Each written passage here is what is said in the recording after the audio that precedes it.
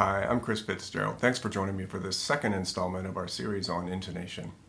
In the first episode in this series, we examined the theory and science behind intonation. We looked at the interval ratios that intervals represent and explored the details about what it empirically means to be in tune. In this installment, we'll focus on a practical approach to playing in tune that is in line with the science, but that doesn't require us to think about the math. But before we go there, I'd like to start with a story about adjusting intonation in performance. Many years ago, I was attending a technique masterclass at an ISB convention, and at the end there was a Q&A session, and one of the attendees asked the presenter what techniques they taught students to deal with adjusting out-of-tune notes in performance. The presenter replied, "I don't teach them techniques to adjust, I teach them not to miss." Now, outwardly, I like to think that I kept a pretty good poker face, but inwardly I was thinking, really? Really? Just don't miss? That's your plan? Cool story. Because human beings make mistakes. We sometimes miss the target. It's just part of being human, and we really should have a plan in place for what we will do when we inevitably do miss. I thought about that answer a lot over the following days, and what I kept coming back to was this. The top free throw shooter in the history of the NBA, Stephen Curry, has made 91% of his free throws over his Hall of Fame career. That means he has missed them 9% of the time, and on top of that, many of the free throws that he did make touched the rim on their way through, or bounced on the rim and fell in, or were otherwise not perfect dead center swish shots. And he's the best ever at that task in the history of the game. Given this, what hope do any of us mortal bass players who don't live on Mount Olympus have of just not missing when we're aiming to play every note in tune?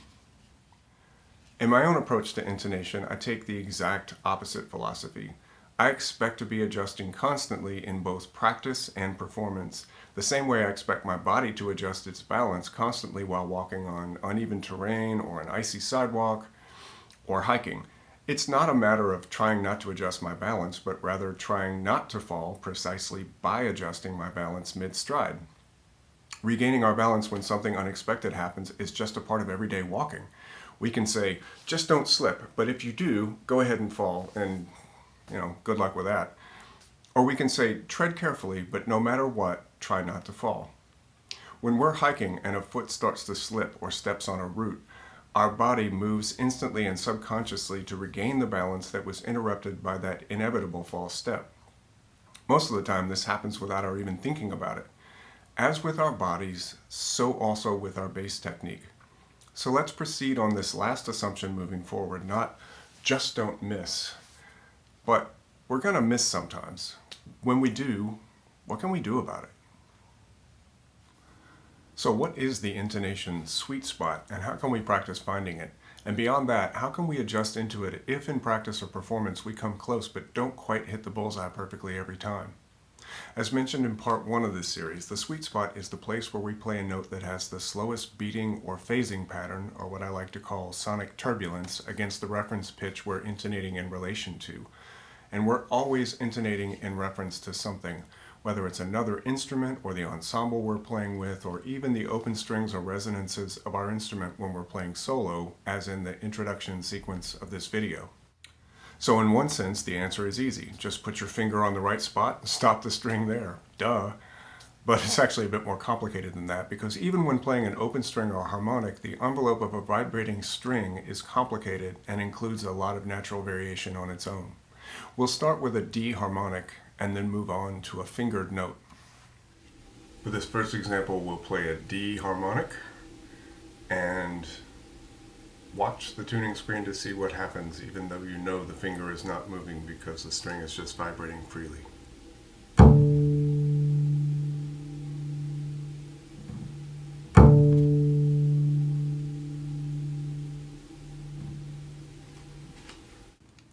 Now that we've seen what a non-fingered note envelope looks like, we'll move on to notes that are stopped with the fingers.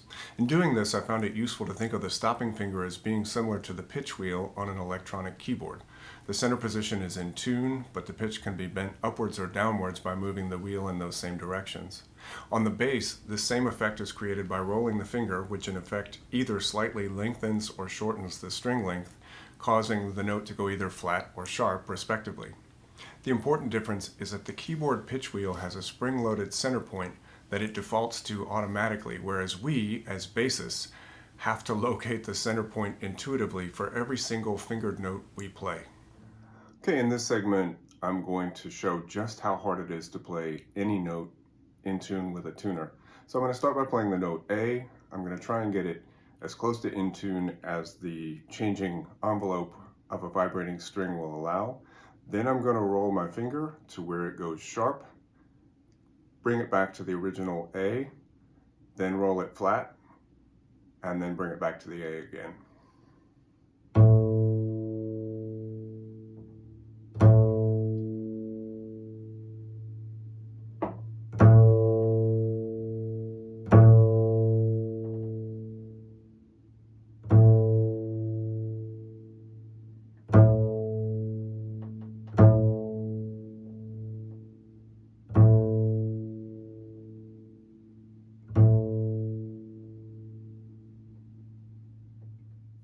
So from that little experiment, we can draw several conclusions. First, it's incredibly difficult to play any note perfectly in tune with a tuner, partially because of the finger placement and partially because of the complexity of the note envelope on the bass. In other words, even when we don't move the finger at all, as when playing an open string or harmonic, the envelope of the string vibration and decay causes the pitch to vary slightly over time. Second, by rolling the finger forward or backward, we can vary the pitch by 20 cents or more. This is similar to what we do when we play with vibrato. We're sharpening and flattening the pitch around the center when we vibrate, although vibrato happens too fast for the tuner to track it. Now that we know this, let's get started with some sweet spot practice. And we'll put the tuner away for the rest of this practice since what we're after is an intuitive approach to the subject. To get started, we'll set up a drone note that stays constant so we can practice finding that sweet spot against it. Then we'll begin our practice with the easiest intervals to intonate. Remember, in part 1 of this series, we divided intervals into 3 categories: perfect consonances, imperfect consonances, and dissonances. For our first steps at finding the sweet spot, we'll practice playing perfect consonances against the drone. These are the easiest to intonate because of their perfection, which we described as simple rational ratios in part 1. But since this installment is about practical, intuitive applications of those principles, these intervals are the best place to start because when we play any of these intervals in tune, there should be no sonic turbulence at all between the 2 notes. The result should sound and feel like the surface of a lake on a calm day with still, unrippled water. Sidebar: it's important to note that the feel of the note is as important as the sound, because the vibrational ratios that we feel in our skin and nerve endings are the same vibrational ratios that we hear with our ears. It may sometimes be easier to feel intonation than it is to hear it. This is what I think of as kinesthetic intonation. Remember, the strategy in this practice is to micro-adjust by intuition. Assuming we're within 20 cents of the pitch we're aiming for, the idea is to roll the finger in whatever direction slows the turbulence between the 2 pitches to the absolute minimum. In the case of perfect intervals, we're aiming for complete stillness. For each perfect interval, I'll try to find the stillest version quickly, then roll the finger to where it's sharp, then return, then roll it flat, then return to the stillest version. Then I'll move on to the next perfect interval.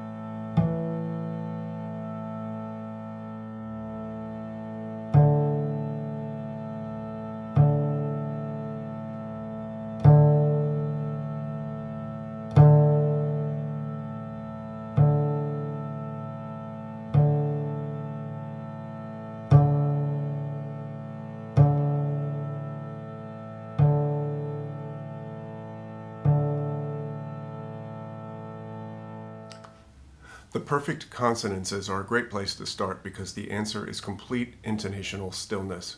Before we move on to the imperfect consonances and dissonant intervals, let's talk about how to listen to the beat patterns involved in these intervals, as they're a bit more complex. Well, if you watch the first video, near the end there's an example of each interval played in pure tones in both just intonation and equal temperament. If you haven't watched that part of the video, I recommend that you do so. For me, the key to adjusting intonation quickly is learning which part of the sound to focus on. I'll try to describe the way I think of it here and try not to use a lot of quasi-scientific psychobabble. But if what I'm describing sounds like psychobabble, just ignore that and translate it into whatever terms make sense to your brain. True to the intent of this video, in the end, intonation is a feeling rather than a calculation. Basically, to me, the sound of the beat pattern of any interval is most easily heard in the middle to upper end of the tone of the note, basically in the upper overtones. I'm not going to pretend to be able to tell you which partial or anything like that, and this wouldn't be helpful in the moment of music making anyway. Rather, think of the sound of any note as a spectrum that contains both low pitch content, which is the fundamental and first partial, and higher pitch content, which is the upper partials of the overtone series. Now imagine you can choose to listen to different parts of the spectrum intentionally by mentally sweeping your attention and hearing from the bottom to the top of the sound. In the previous video, the part of the spectrum I'm talking about is the part where the beating between the two notes comprising the imperfect interval sounds most pronounced and annoying. It sounds a bit like conflict because it basically is. It's mathematical conflict. But rather than try to think of analyzing the conflict down into math, we're simply trying to observe it. The following 3-minute screenshot gives the best graphic and sonic approximation I can think of regarding this sweeping of aural attention I'm trying to describe. In the last segment, we were talking about the ability for us to mentally sweep our hearing to the correct part of the spectrum to hear where the activity involved in the beating between two notes is. And for this example, I want to use a bandpass filter to approximate and give an example of what that might look like in another sphere. What you see is a logic window. We've got two sound files, both major thirds. One is a tempered major third, which we know will be out of tune, and a just major third, which we know will be in tune. And we have a bandpass filter here, and we've rolled everything off to about 200 hertz. And the reason for doing this is because if you're listening to the wrong part of the sound, in other words, when you play, if you're not listening for the overtones, you're missing the really important information. So when we roll off these signals at 200 hertz, these two versions of this major third are going to sound nearly identical. Check it out. Here's the tempered major third. And here's the just major third. Tempered and just. And the reason they sound like that, the reason they sound nearly identical, I mean, obviously we can hear the difference, but they don't sound markedly different. But the reason is because we've masked, in this example, the frequencies where the overtones are really popping. We're not listening to that part of the spectrum. So in this next part of this example, I'd like to sweep this filter up while the tempered major third is playing, and notice what happens as we start to listen to the higher part of the sonic spectrum. Now I'm going to sweep this filter.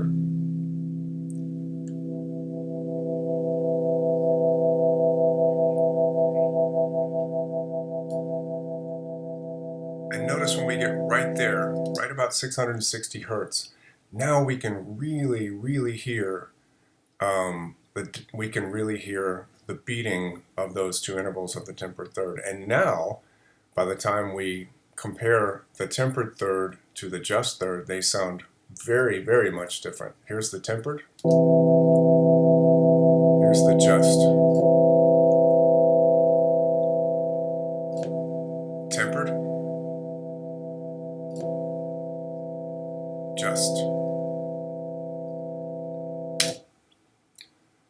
So when we're listening for intonation, we want to be sure that we're listening to the correct part of the sound.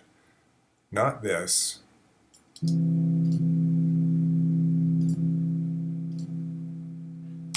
but this.